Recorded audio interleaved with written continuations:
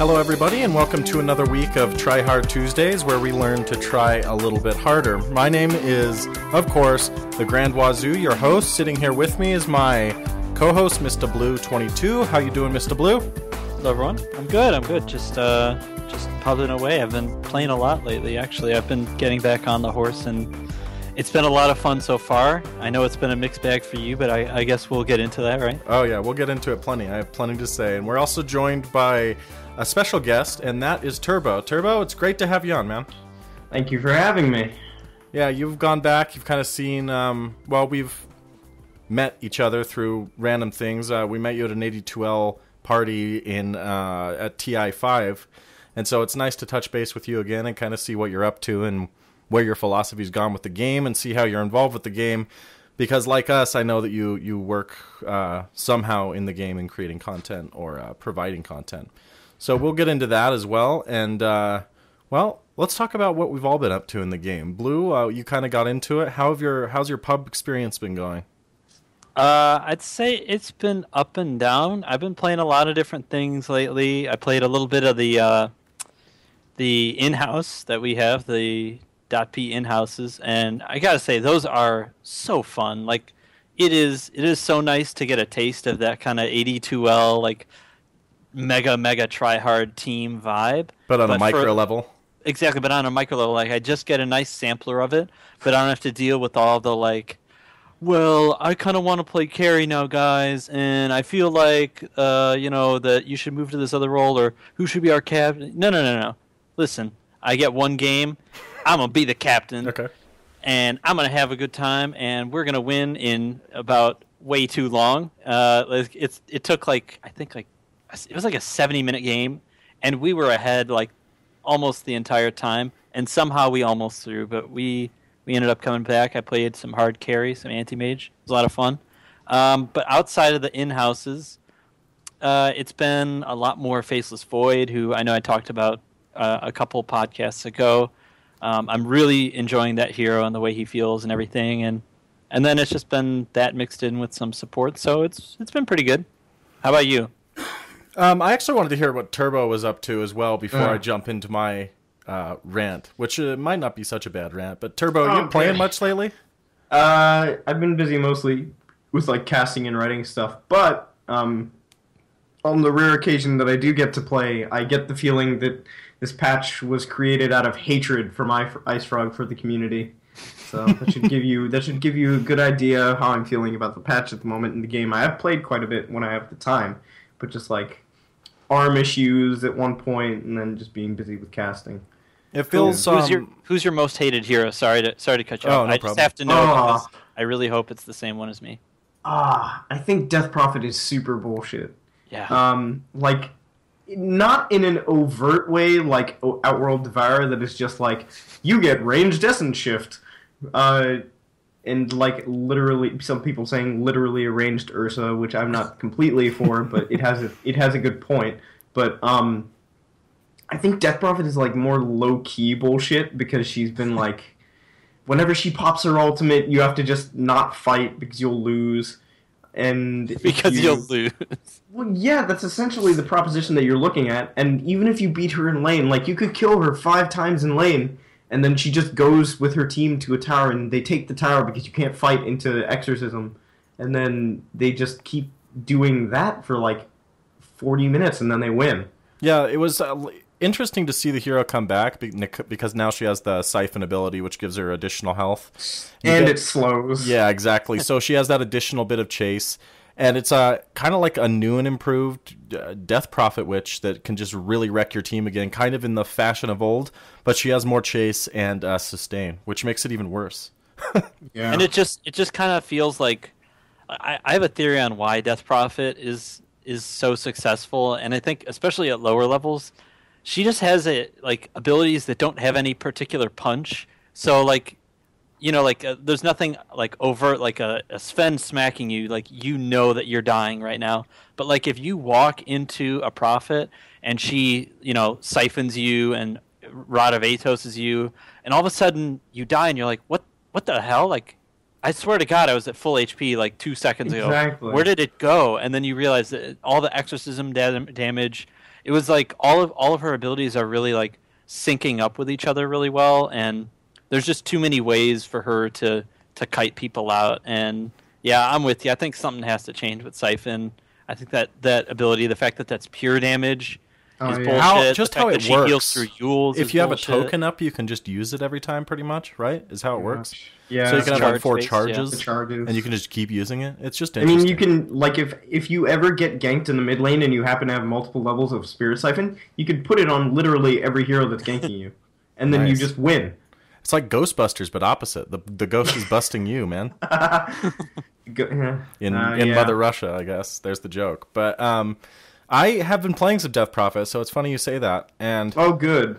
it's just because I've been trying to like play these mids or off lanes. Like, not that she's an off lane, but I like playing Magnus or Puck or something because you can just throw the orb or the Magnus's first ability out, and you can just pick up farm that way. Bats, it works that way with Death Prophet as well. So she can almost farm too safely until the point where you just can't engage her, and she can just take towers and secure more safe Yeah. farm. It's also, like, it's funny that you mentioned the offlane, because a lot of offlane players have said, like, this is the worst patch to be an offlane player. And I kind of agree with them, because it's like shifting away from like skill-based initiation heroes like a Magnus, who is like, sure, RP range is pretty big, but it still takes like a lot of skill to get like a perfect RP in a fight, and you still have to be able to afford a Blink Dagger. Whereas like you're seeing a shift away from those kinds of offlaners and more going into the Beastmasters and the Enchantresses, who just kind of stand in lane and don't die, and then they buy an Iron Talon or they jungle, and eventually they come out of the jungle at like 20 minutes and they say, hey, by the way, I have my big item and there's nothing you can do about it. And then they just take towers and they win. It's an avoidant meta, but the meta of avoidance, it used to be with, 2 supports really safeguarding the safe lane carry, and they would just stand in the jungle kind of and let the safe lane farm, and then everyone else would skip elsewhere on the map. But this meta, it feels interesting because dual lanes, I mean, they can be okay. I mean, you're seeing the heroes that you're seeing with these new additions of the items, it makes them, I don't know, cheesy in a way. I'll say it. Like some of this, like this play can be kind of considered cheesy. It's PvE in a lot of ways. Yeah, I'm with you there. The Iron Talon has opened up a lot of different offlaners who have kind of been shut out. Like Void is another one of those heroes that, like, but I don't necessarily you can shut him down, think but you give him Talon. Yeah, I don't know, if you give him Talon and the hard lane and the hard camp, at that off lane spot, he can do pretty decently, and he doesn't even have to be in the lane. So even if you have if you have an open lane and you have some kind of support who needs some levels and can escape or something like that, you could just rotate them there, and you just kind of play a mega passive game, and then you bust out your mid game with, some decent items on your offlaner, and some levels on your support, and you could just be winning that way. I don't know. It's different. It's definitely different than the old days of, like, the Clockworks hanging low ground just to sap those, little droplets of experience as they were killing off the neutrals, and like that kind of stuff. I don't know. I just don't see as much of it anymore. Those kind of like you said, the initiating types. It's just kind of gone the way of the dodo, at least for now. I think with the introduction of that hard camp, it's made it that way. But I don't know. What do you think? I think the off lane is pretty. It's in like simultaneously a good and bad position, because it's the addition of the hard camp and Iron Talon make it easier for certain offlaners to get some stuff out of the jungle, while also like when they're shut out in the off lane. It's like a fallback, right? Like how Batrider used to be. It does, but it's like simultaneously kind of bullshit, because if you think about it, like, the reward of playing well with your creep equilibrium and getting creep pulls off and controlling the safe lane for the support should be that the offlaner doesn't get anything necessarily. Right. But with the introduction of the hard camp, I think the most bullshit thing that has become a thing, for lack of a better word, is just that, like, you could play the safe lane essentially perfectly and you would still not be able to shut the offlaner out, which I guess is fair to the other offlaner, but like it doesn't reward actually putting emphasis on. You don't have keeping to invest the offlane down. resources. I know exactly what you're saying. You can grab that Iron Talon, and you're guaranteed an insurance in a way that you're going to baseline there. You know. Yeah, and so you can sap sentries on the hard camp, right? Yeah. Like. Oh yeah. The fact that you have blocks. to do that in the enemy hard camp is just kind of crazy. It's interesting. I like it in one way. I'm kind of split on it as well, to be honest, because I used to play a ton of safe lane, where it was like you would know in 10 minutes or so if it was going to be a game that you're like, oh, awesome, we definitely can win this game. But now it's shakier in a way because those pulls, like you said, they've kind of lost value in ways because they can just step off and farm those camps while you do that, and they can stack and stuff. But at the same time, what does a safe laner really have? You know, like you see, I think in pubs a lot of jungles and people that jungle, and then you don't even have the jungle to take advantage of. But how's the safe lane kind of shift to meet that? Do you get like, I don't know, more aggressive and ward that camp, or do you go and like search for like to kill them? Like what do you think? What a lot of teams have done in professional, and this is mostly just like the teams that I've cast, which are not necessarily tier 1 by any definition, but still strong. So what a lot of teams are doing is just that they will invest in getting a jungler because they see that it's not efficient to go for like 2 aggressive supports who will like try and cut off the offlaner's ability to get farm because that's not worth it. So instead they go for a jungler like a Chen or an Enchantress, or sometimes those just get an offlane Nature's Prophet. Somebody who can help the safe lane push into that tower.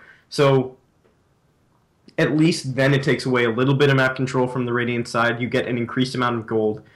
And you can ward more from that aggressively. point, yeah, from that point you're essentially saying like the offlane is not important to us anymore because we have already taken this tower. And now it frees up our supports to go get stuff elsewhere. And so it's the response interesting. has essentially just been to push. It's interesting because in the older meta, sometimes you didn't want to knock down that tower too early. Like, you didn't want to take the tower at maybe like 5 or 6 minutes because you wanted to keep the equilibrium back with the pull, and then you could just, you know... keep shutting him out. Exactly. Keep shutting him out. It's worth more. Like a hand of poker, you want to keep him in the bad hand for as long as possible. I don't feel like that's how it is anymore. Because I feel like you pull and they can just go and sap EXP in that... if they can sap, then they'll sap. But if they can't, then they'll just run to either the hard camp by the river or, their hard camp by the secret shop. But I think it's just, I don't know. It's interesting because it does give that offlaner a way to make his way back into the game and at least get something like a Blink Dagger. So it feels fair in that way. But then what's the safe lane incentive? Like, how do you gain that edge anymore? Other than just you really just farm more creeps, Wazoo. The answer is always to farm more creeps. Exactly. That's what people have always said, but the game's changing, you know? Like, some heroes do rocket back into the game based upon that rubber band. Like, look at a Tusk who can just kind of, like, float around, absorb EXP, and then by the time he can, like, start uppercutting and stuff, he can be a force in the game. You're playing Tusk now, aren't you? Uh-oh. Yep. Yeah, you're doing it. I'm trying to play offlane more and mid more, just because I had like an impartial understanding of the game. And I know that's like a 14-minute intro, but now for me, what I'm doing other than the DP is playing Magnus, Puck, Queen of Pain, and like Tusk, But I'm trying to play like good broad utility heroes and just build good utility items like the ones that the team needs. Okay. And how has that gone? Bad. Pretty bad. Like, gone down a bunch of MMR. This patch has not been good for me. But it's okay. Like, I haven't been devoting as much time, and so I kind of look at it as a measurement of the time you put in, right? So I haven't been putting in that time, and so I wouldn't be at my peak. So I don't know. I should devote more time. That's all right. That's okay. We can shit on you a little more later on, but actually wanted to. Is that how it's gonna go? That's absolutely how it's gonna go. Whipping boy. Okay. I like it. So I wanted to transition away from just our general how our pubs have been, just to break the ice a little bit. But really, what this show, I want for the main focus for our audience to be is getting to know Turbo, getting to know you as a person, or kind of what's your background been in, what's your background in esports, in Dota in specific. Could you give us kind of just like a quick, elevator intro of what you have been up to when you got started, things like that? So yeah, sure. I played in I played Dota for a long time. I played in like LAN cafes and at my friend's house, like the original Warcraft 3 Dota for about 6 years, maybe 7 now that I've played Dota. And I actually genuinely hated it. I would play it with my friends when they asked because it was all they wanted to play. It was like, hey guys, you want to play Footman Frenzy? No, Cam, let's play some Dota. And I'd be like, fine, whatever. And I hated it. I hated it because it was terrible. And like one of our friends was really good, and he would always just crush us. Of course, so it was not fun. Exactly. So it was not fun, but I kept playing it because it was just a social thing, and I like video games, and I loved Warcraft 3, so I would play begrudgingly whenever it was brought up. And then I started in Dota 2. I got a beta key from a very kind person who I don't speak to anymore, actually. The sad times of internet friends. But I got a beta key, and I immediately, I think like my freshman year of college, so like 3 years ago, I joined, Eat Sleep Play League, ESL, where they would play like, it would be like semi-professional aspiration players who were playing in-houses together, and like they had a guild, and then they were trying out a few casters as well, so I did a few games with them too, because casting was interesting to me, and I'd watched all the greats of Dota 2 casting. Like I loved LD, I loved Toby. If you had to choose a favorite, come on now. Ooh, right now or back then? Back then. Let's do back then.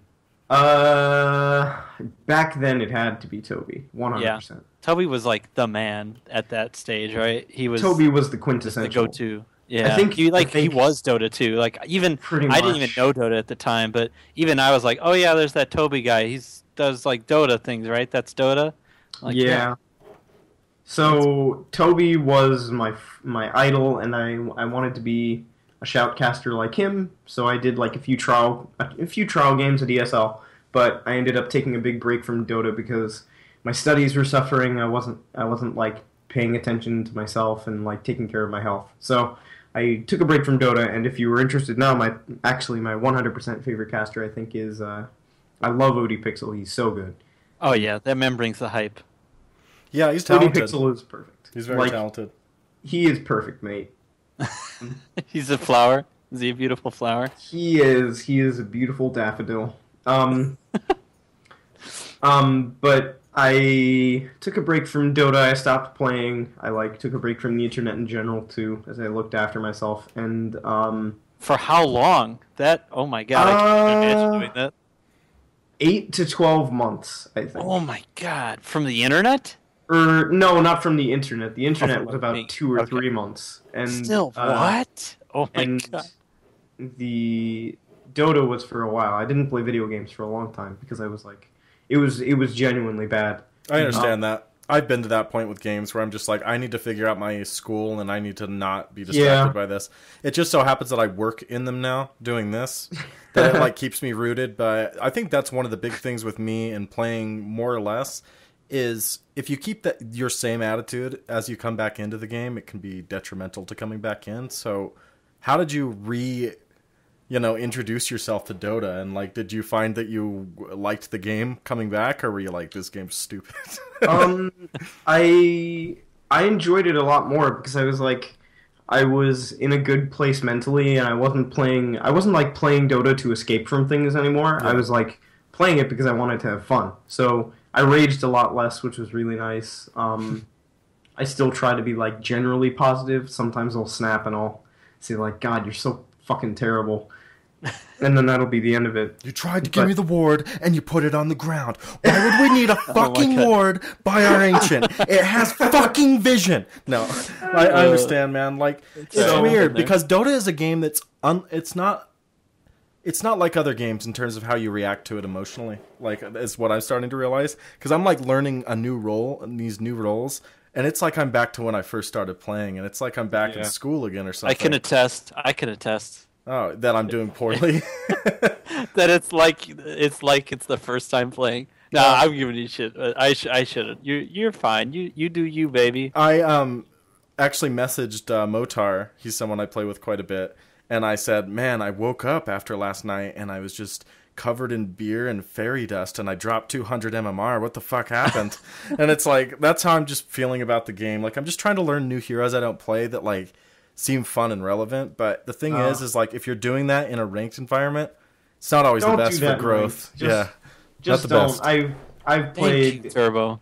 I mean, like, I heavily encourage people to play normals. Like, to give you an example, out of my last, like, 15 games on Dota Buff that have been tracked, like, 6 of them have been wins out of the 15, but, like, 13 out of 15 are all normals, and two of my ranked games are wins. So, like, there you go. I will play normals to get the feed out and, like, be casual. Nice. But when I play ranked, I pick heroes that's our trademark now, by the way. Get the feed out. You came on the show. You said it here. That's ours now, by the way. You signed a form.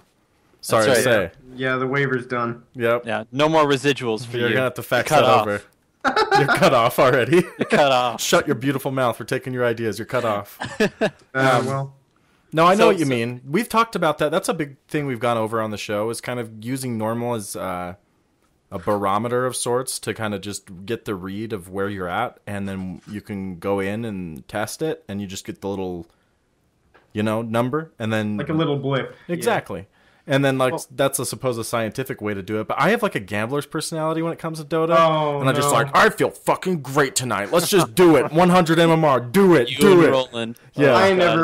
We're definitely related. I trust my instincts when it comes to that. I gotta just... I hate losing money. Like so those, like, don't call your ex-girlfriend like apps or something? I need a don't play ranked app.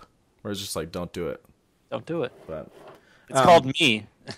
It's called me. Call me. Call you? Yeah, I'll be your sponsor. Feeling like playing ranked, man. Yeah, feel like I got an itch, man. I got an itch. I swear. You no, my dropped Magnus 200 is much better. MMR in the past week.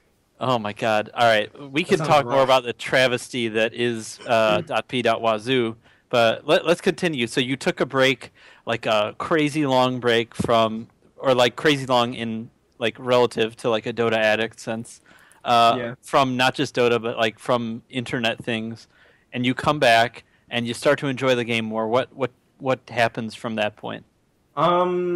Difficult to like keep track of everything because like I was casually involved with the game for a while. I was focusing mostly on school, and then I think like fall 2004 maybe I came back and started doing more casting stuff. I started 2014. Yes, 2014 fall. I came back and started playing more. I was like interested in casting kind of, but it didn't really come together because I was living in a dorm and people were complaining like, "Hey man, you're yelling really loud." You're just like the hype, and just the hype has taken me. I can't be any other way. I'm sorry. But I wasn't casting so much. I started writing for 2p.com, their Dota division. I wrote for them for like 4 months, and it was like at the very end of my time there, I was asked to go. I was asked to cover TI5 for 2p, which is really big. Until I found out that I will actually go into this now. This is probably going to be a long story. You guys are no, that's why we're here. Please, that's we're why prepared. we're here. We're prepared. So there was like a real whirlwind where it was like spring 2015. The manager, who I will not name, of 2P at the time, he no longer works there, asked me, "Hey, do you want to cover TI5 for us? I can get you a press pass." And I was like, "Yeah, sure, that sounds great." When I talked to them, there were like sporadic conversations over the course of that month, let's say like April or March, where we talked about plans and stuff for content, and I was still writing articles for them, and then the thing came up about like, all right, how much monetary assistance can the site provide to make this all happen? Keep in mind that I need to pay for a flight from the East Coast to Seattle, and then I need to pay for the flight of my cameraman who I need, and this is non-negotiable because if you want to do if you want to do video content, you need a cameraman who actually knows what he's doing. So I need to pay for that, I need to pay for a hotel, and then food, transport, all that good stuff. The stuff that you need generally just to go to an event and, like, get there. Do things, yeah. And 2P said that they would give me $1,000. I have zero income at this point because I was still in college. To put it simply, $1,000 was not going to cover all the equipment, travel, all that good stuff that you need. No. So the $1,000 was non-negotiable. I won't go into the exact amount that we needed because it's neither here nor there. No, it was more than $1,000. It was more than $1,000. If you like went into a travel site and tried to plan it all out, I'm sure that you could come up with a realistic number. But $1,000 would essentially not cover both my flight and my cameraman's flight, and then anything else. It was essentially just the plane tickets that it would cover. Right. So I was feeling really down. I was thinking the TI-5 wouldn't happen, or if it did, I wouldn't be able to do all the stuff that I wanted to do. And it was like at that point that I got a DM from the Team Empire Twitter account, and they were like, hey, do you want to talk on Skype? We have some things to talk about. And I won't go into like all the stuff that's talked about, but the essential gist of it was we have, like, you wrote an article about Team Empire like a month ago, winning some, I think they won like the defense or something, or they beat Alliance, and I wrote an article about it. I remember. And the Team Empire Twitter guy had read it, and he liked it, and he, like, they were talking about doing some new journalistic venture for the organization, and my name came up, and they decided that they would like to send me to TI-5. And they were actually willing to, like, help out with all the equipment that we needed. They were very nice. They're wonderful people, and I fucking love everybody at that organization. They made me a fan for life. And I got to go to TI-5, which is incredible because I met, like, all the people who had been my idols since I had ever got into esports. Like, I met Toby, I met Nahaz, I met, like, all these wonderful people who make me want to go to TI-6 this year, and big gushy story. That's all right. You're, like, in the land of Gush. Yeah. If you want to check out Gush, just check out any interviews that we've ever done. We've had Nahaz on this very show, actually. Yeah, and he is a wonderful person, one of the nicest people I've ever met. He really wants people to engage with the game and engage with the different elements of the game that make up such an awesome statistical game, you know? Yeah, and there's no person too big or small to have that dialogue with, and that's what I loved about it, you know? Yeah. Like, he's a guy who will talk to anyone, like, literally any. He just seems so open to everyone. You know, it's just from our own personal experience. I can talk to that. But I yeah. started thinking about something interesting, and maybe this is something we go into, maybe it's not, because it's kind of a big topic here. But you see a lot with integrity of esports organizations, like being paid and whatnot, like them just not getting paid or payments being held out. And it's just like, we'll get it to you, we'll get it to you. Do you see that even more on the like writers level, with people just being like, well, we'll get you money when we can get it to you, or how does that work out?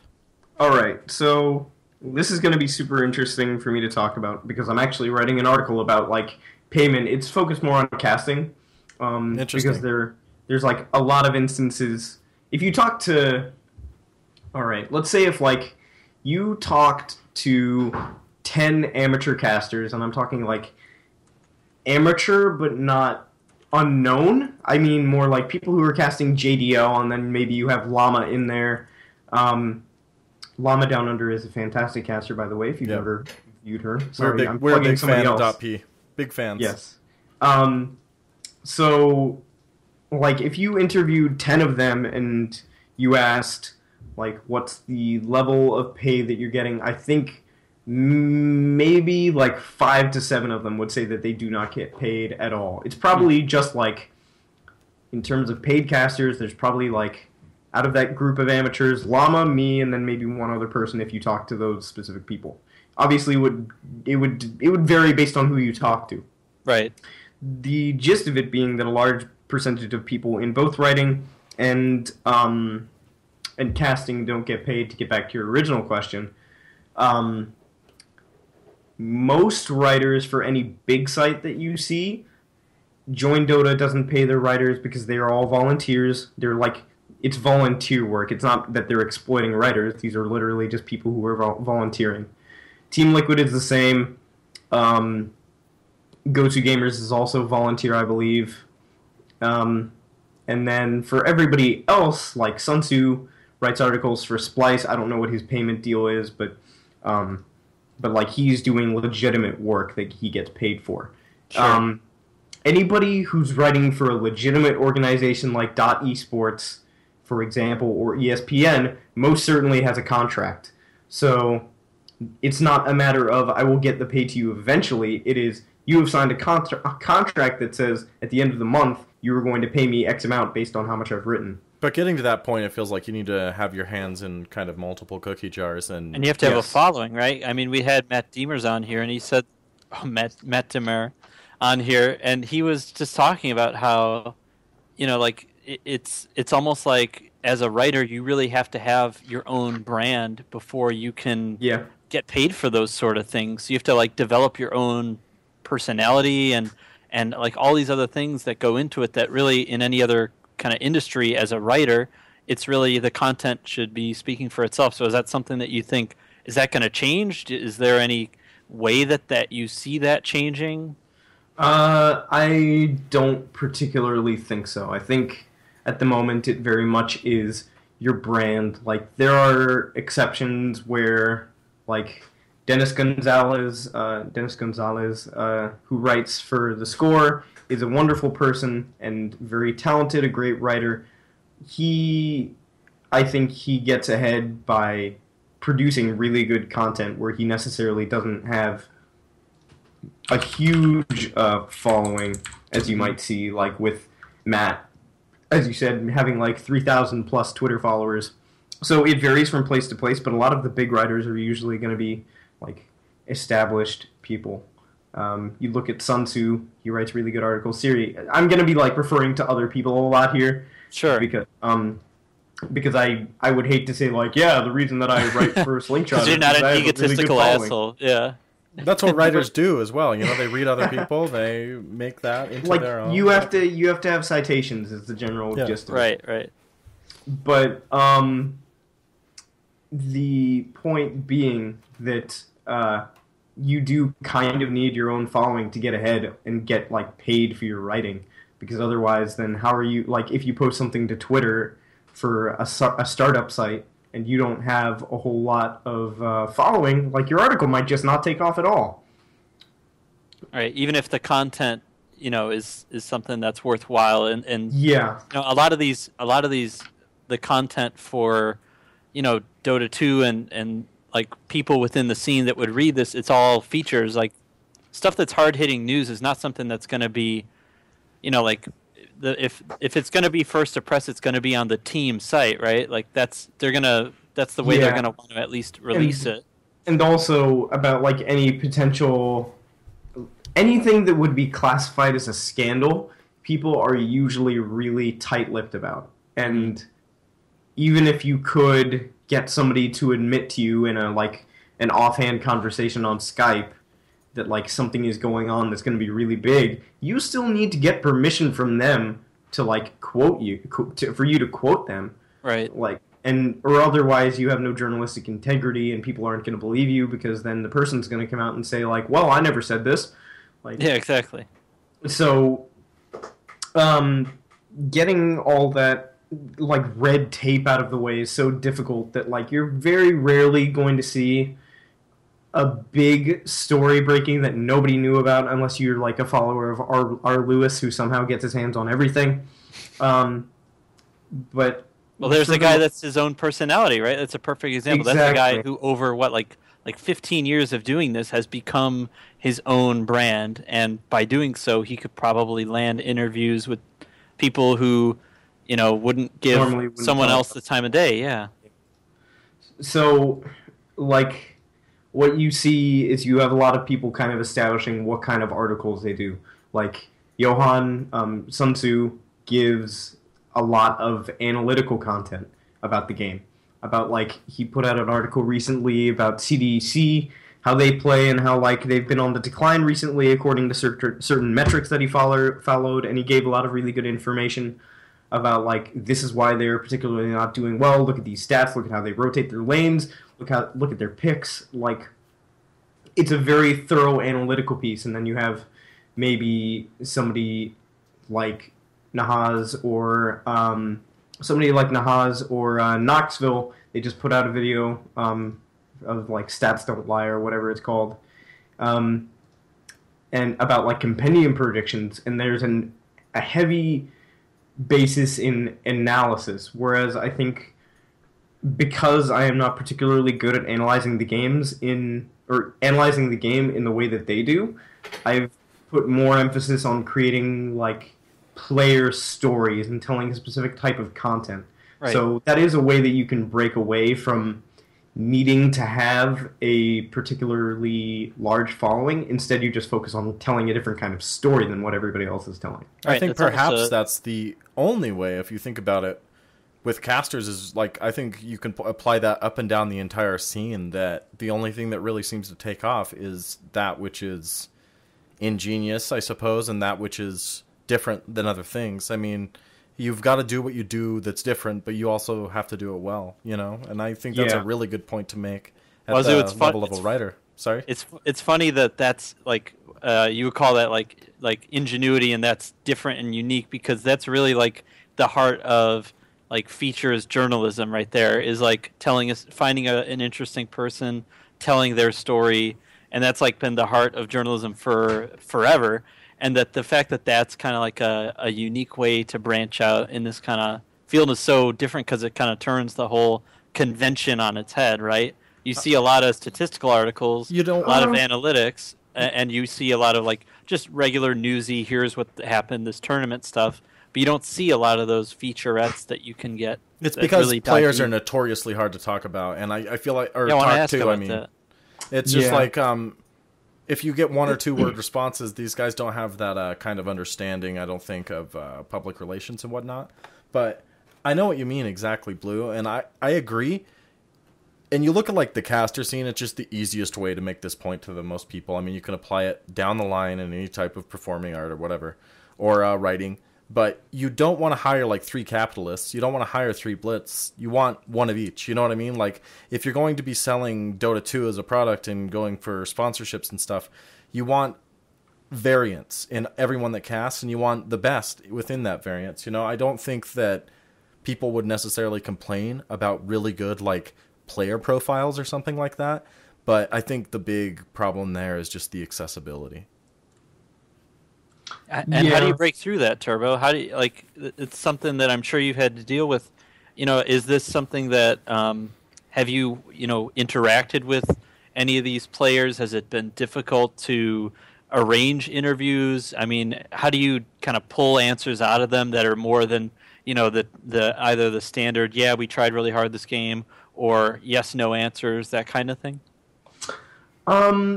It's all right. This is probably going to be over detailed, but no such thing. Not here at Tryhards. That's right. You're between a rock and a Tryhard place. So the single most difficult aspect about doing any kind of esports journalism is that there is a lot of resistance from players to any kind of journalistic piece. I remember at TI5, it was like early in the morning, before games had even started. We showed up one day after, I think, like, Cloud9 had been eliminated 2 days before, and we saw Eternal Envy. He was hanging out by the door, and he was, like, talking to fans, signing autographs, all that good stuff. So I went up to him and I was like, "Hey, really nice to see you. Like, I'm a fan of your team. I'm a fan of you. Like, it's unfortunate that you guys got knocked out." I didn't actually say that. Sucks you lost, brah. You don't want to mention that. That's the thing. You never want to mention that a team has lost, because you will instantly lose them. But like, it's nice to meet you. Would you be interested in giving an interview? And he said, like, "No, I'm not interested. I'd like to spend some time with my fans and, like, sign autographs and stuff." And I was like, really? It'll be like 5 minutes, promise, like 5-minute interview just asking about your time at TI, and he was just like, no, thank you. And it's perfectly acceptable that he does that, right? Because he is one interested in like interacting with his fans, which is admirable. I admire his ability to come out after C9 had lost and been like and be interacting with people in a positive way and having fun. Right. But Eternal Envy has a noted disinterest in esports journalism in general because the reputation for them is being as like hopping on a story, telling the wrong side of like what players feel, and generally just getting everything wrong. Yeah, which is slapdash journalism. Yeah, sloppy. Where it's like people are looking for clicks, people want notoriety, whatever. So, and you wonder why somewhere like ESEX, the satire website, has like gained so much traction in esports, and that's because these are funny things to make fun of. The satire of it is so interesting, and we're not getting that outlet of, say, like the player profile of Eternal Envy. Like, sure, we kind of get it in these like little videos that we'll show before tournaments and stuff, and we'll be like, this is where I came from, this is what's happened, and we get that exposition. But in terms of other people like applying that or giving a different view or it coming from different places because you got an exclusive interview, it just feels like those opportunities are hard like to come by and very few and far between. Or here's another piece to it is, say, I'm on Cloud9 and all of a sudden, someone comes up to me from just a third party and say, I'd like to do an interview. I'm just, I want to do the general kind of like, how'd the tournament go for you? Who do you think is going to who do you think is playing really well right now? Stuff like that. And then on the flip side, you could go, well, we already have a team writer who's going to write something up. I'm just going to answer the questions for him, right? Because that means the content's going to go to the Cloud9 site directly. So you're not only competing against other journalists for clicks, but you're also competing against team websites for clicks, right? Is that a dynamic you run into, or? That's a diminished aspect. I think like a lot of teams won't. It's probably not as big in Dota, whereas like you look at League of Legends and there are teams like TSM and Cloud9 that do like a weekly series about how their team is doing in the LCS and like their players' reactions to certain games going wrong or like winning a really surprising matchup. Like there is a lot more in-depth player profile stuff going on in League of Legends, whereas there's essentially zero in Dota unless players are forced into it by Valve. Like, no control. Yeah, I mean, Riot has so much more control over the players with these tournaments that they're running and setting up than Valve ever does. It's kind of interesting because if Valve were to seek such control, it would be completely counterintuitive to like everything they've set themselves up to be in terms of like the public eye and an open platform and modability. Like to lock down your teams like that. I mean, sure, we've already seen a little bit of it with roster locks and everything, but I don't know if I can see them getting more. Roster locks are a disaster. Yeah, I mean, it's interesting, isn't it? They tried to do one thing, but I think that was their kind of form of being more involved, and it just didn't come off. That's a discussion for another day. Definitely. But it's too long for us to get into in one night. But what I was saying, I think, earlier was just that, like, having a face associated with your name is super important, and like being professional about how you approach people. So since at the beginning of 2016, I made like a concerted effort to be more generally professional on Twitter and social media and like presenting myself in a certain way. So now my profile picture is no longer a picture of my dog. It's me in a suit. I'm looking like I actually know what I'm doing. I have my actual name put out there for everybody to see, instead of just putting Turbo. So contacting people it's usually going to be through Twitter, where you'll like tweet at somebody and say like, hey, would you be interested in speaking to me? Like, shoot me a DM if you're interested, or like if you happen to know somebody already on Skype, which is super important. So it's like, one, presenting yourself in a way where players are going to know that you're not just some idiot who's going to write an article and doesn't know what he's doing. Two, it's about knowing the right people, which is obviously a key aspect of any job, but it's huge in esports where like you need to sometimes just have a prior connection to somebody who's going to be able to get you in contact with somebody else that you want to speak to. And third is making sure that you have good quality control. So whenever I'm speaking to somebody for an article, I've written 2 for Slingshot right now. The first one was about Ush, Chris Usher, who played for Power of Friendship in the NA qualifiers. So I wrote a story about him and their struggle going through those qualifiers, and like the decision to kick Ush and then like bring him back into it when Valve said you can't do this, or else you're gonna have to go through opens. And then I did a story with Monib Beret, who is a wonderful person. He played with Vegetable Esports Club. He like anytime that I interview them, I like let them know if you don't want to answer a question, you don't do it, and then you tell me I just don't want to answer this question. And we'll come up with a way to work around it. I'm going to send you the questions. You're not going to be under like a time frame to be answering these at any point. You don't need to call me. It's just I will write you these questions and you will write a response and send it back to me. Right. You make it an open opportunity for them to think about what they want to say, and you're not looking for a crazy, stupid soundbite that will catch a headline. No. Right. And then the third is as I've said, is quality control. So you're like making sure that the output that you create, the story you write, is like thoughtful, well edited, well written, like the best of your ability, essentially. Making sure that you're not like representing things in a bad way that's going to make the player resent you for having spoken to them. And then after all it's done, you like send it to them before you publish. You let them know, this is what I'm going to do. Is there anything in here that you are not personally happy with that you want changed? And then if they have any concerns, I will rectify them, and then I'll send it for publishing, and then it's out of my hands. So there's this integrity on both sides that you're mentioning. And it's interesting because we live in such an exploitative culture, I guess. And you look at Reddit, and it's like I could see Arteezy in a Burger King and like snap a picture of him, and I saw Arteezy at a Burger King, and that's on the internet in minutes. You know what I mean? Yeah. Seconds even.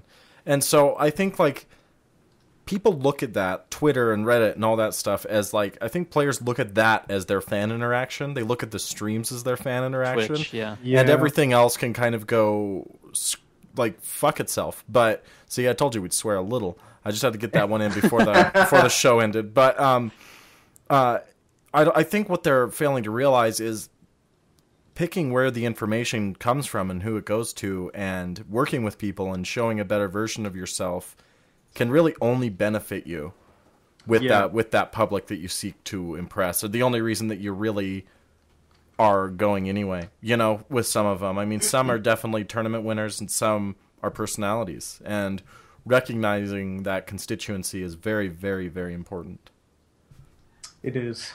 Yeah, I think the power, it's weird because you see, if you do the very like, let's look at traditional sports to see how it's done. The power of like the journalist as a voice feels like it's really a lot stronger in that it's much less player centric in terms of 24/7 interaction. If you see Kobe Bryant, he says something outrageous to somebody during a game, you're not going to see him streaming later on being like a really nice guy all the time, right? Like you're only going to catch that soundbite or that one question that the journalist baited out of him to elicit like a crazy response, and that makes headlines and that turns people against him. But it feels Kobe, like why you get dunked on?